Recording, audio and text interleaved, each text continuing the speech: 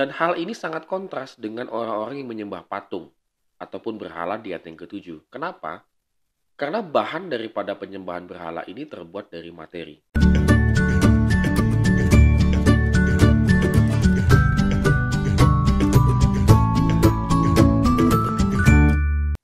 Shalom Good Readers, hari ini kita bersyukur karena Tuhan memberikan kita kehidupan dan pengharapan sehingga kita bisa melakukan segala aktivitas kita.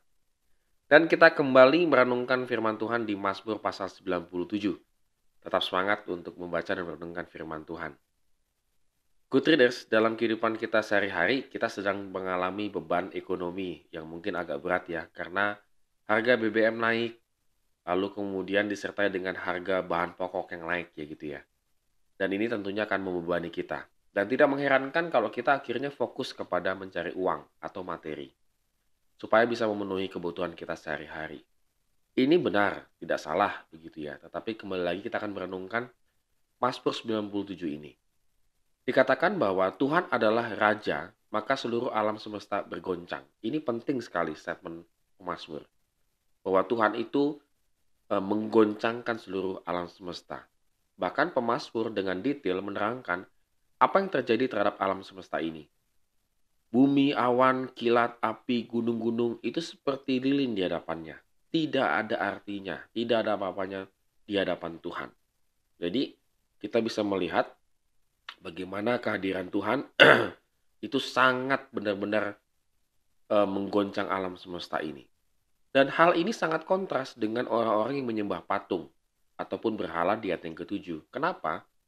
Karena bahan daripada penyembahan berhala ini terbuat dari materi. Entah emas, entah tanah, entah kayu, dan seterusnya begitu ya. Ini adalah semuanya terbuat dari materi alam. Dan pemazmur ingin mengkontraskannya kenapa? Materi alam saja itu menyembah Tuhan. Artinya materi-materi alam semesta ini takut tunduk di hadapan Tuhan. Lalu kenapa orang datang menyembah berhala yang menyembah materi ini tunduk di hadapan materi? Jadi ini salah ya, salah menyembah. Seharusnya dia menyembah Allah yang hidup, bukan Allah yang mati ini, Allah yang materi ini, bukan.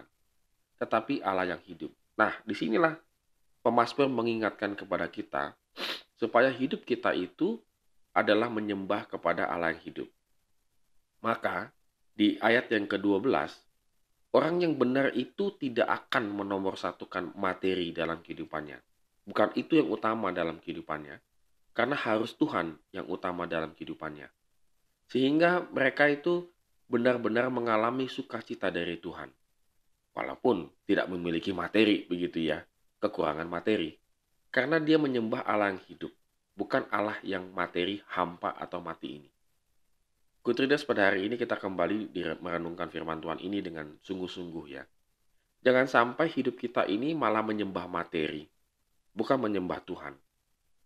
Artinya, seluruh eksistensi hidup kita curahkan untuk mencari materi. Yang seharusnya materi ini di bawahnya Tuhan Tuhan luar biasa, bahkan di bawahnya kita begitu ya. Jangan sampai kita mencari materi ini, bahkan mendewakan materi, menomorsatukan materi dalam kehidupan kita. Sehingga berdoa, ibadah, ke gereja, dan seterusnya itu menjadi nomor sekian. Segala sesuatunya itu adalah nomor satu, harus materi.